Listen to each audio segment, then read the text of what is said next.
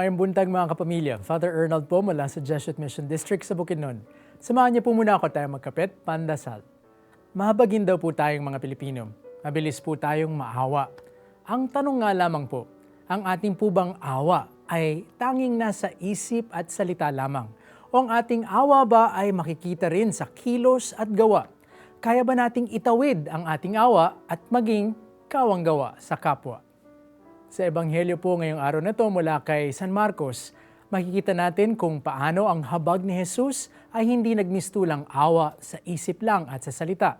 Sa halip, ito'y ipinakita niya sa kilos at kawang gawa. Subalit hindi lamang sa kanyang mga himala makikita ang kanyang awa.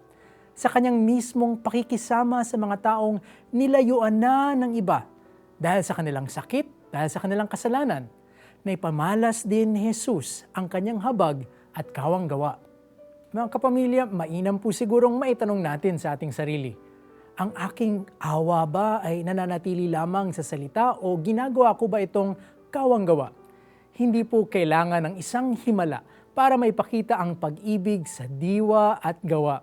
Ang kailangan lamang po ay handa tayong makisama, lalong-lalo na sa mga taong tinalikuran na ng ating lipunan.